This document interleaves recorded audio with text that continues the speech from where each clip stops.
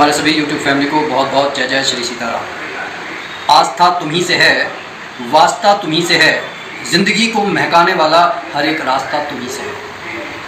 कहने का ये अर्थ है कि अगर हमें अपने जीवन में चाहे सुख चाहिए, चाहे अपने रिश्तों में मिठास चाहिए, शांति चाहिए, सुकून चाहिए, वो सभी रास्ते उसी परम पिता परमात्मा की शरण में जाकर मिलते हैं।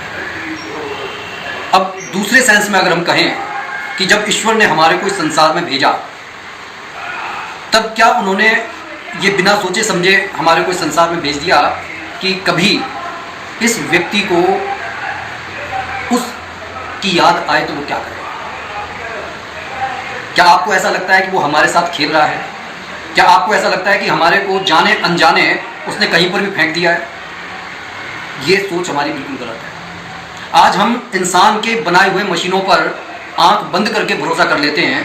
हमारे को मालूम है कि अगर हमारे पास मोबाइल है तो हम उसमें जीपीआरएस लगाकर किसी की भी लोकेशन को ट्रेस कर सकते हैं। अगर कहीं पर हम फंस गए हैं तो हम वहां से सूचना को भेजकर अपने लिए हेल्प मंगवा सकते हैं। तो सोचकर देखिए कि जिसने इतने सारे कंप्यूटर बनाए हैं हार्ड मास के, तो क्या उसने हमारी सुरक्षा के लिए ऐसा कुछ नहीं दिया होगा?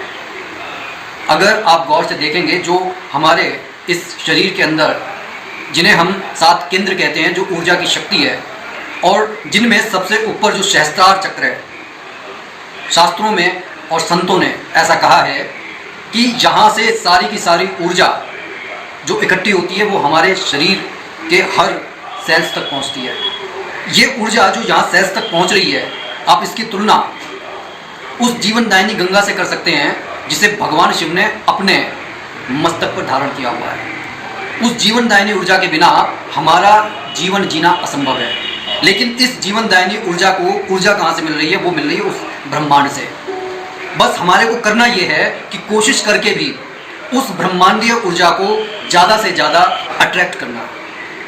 क्योंकि आपने कभी देखा होगा कि जब हमारे विचारों में असंतुलन हो जाता है, तब हम अपने आप को निराशा, द्वेष, गुस्से, अहंकार से भर लेते हैं और ऐसा लगता है कि इस संसार में हर कोई हमारा दुश्मन है।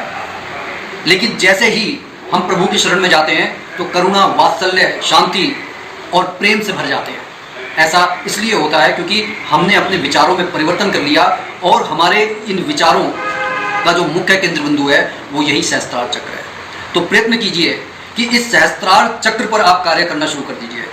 मैं आज आपको एक छोटी सी विधि बता रहा हूँ। अगर जीवन में कभी आप किसी संकट से घिर जाएं तो कोशिश कीजिए, ये जो सहस्त्रार चक्र है, आप इस पर इस तरीके से हाथ रखकर हनुमान चालीसा का पाठ कीजिए। आराम से आंखें बंद करके ऐसा महसूस कीजिए कि महाबली हनुमान जी को आप याद कर रहे हैं, प्रभु राम को आप याद कर रहे हैं, प्रभु राम की सौगंध आप उनको दे रहे हैं।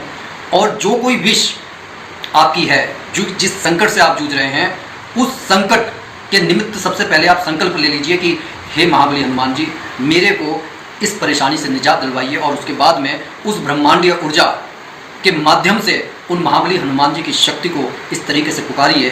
3 बार महाबली हनुमान जी की हनुमान चालीसा का पाठ कीजिए और उसके बाद में थोड़ी देर हाथ जोड़कर अपने इसी ज्ञान चक्षु पर ध्यान को केंद्रित कर दीजिए। आपको महसूस होगा कि जब आप बाहर का कुछ नहीं देखते तो अंदर एक उजाला होता हुआ आप देखेंगे। अगर वो उजाला वाकई में आपको दिखाई देने लगा तो आप समझ लीजिए कि जो आप कर रहे हैं उसमें महाबली हनुमान जी का आशीर्वाद आपको मिल रहा है। 21 दिन आप ऐसा करके देखिए। अगर आपके जीवन में बदलाव ना आए तो बताना। इस छोटी सी वीडियो में मेरा आपको यही बताने का उद्देश्य है कि इस ब्रह्मांडीय ऊर्जा से सबको शक्ति मिल रही है, वो सबके काम बना रही है। अगर आप प्रयत्न करेंगे तो आपके भी काम बनेंगे। लेकिन अगर आप भ्रम और संदेह की स्थिति में हैं तो सबसे पहले अपने मन को इस भ्रम और संदेह से दूर करके एक बार सच्चे मन से स्वयं को प्रभु के चरणों में समर्पित करके देखिए। आपके दुर्भाग्य को सौभाग्य में महाबली हनुमान बदल देंगे। बोलिए जय जय श्री सीताराम।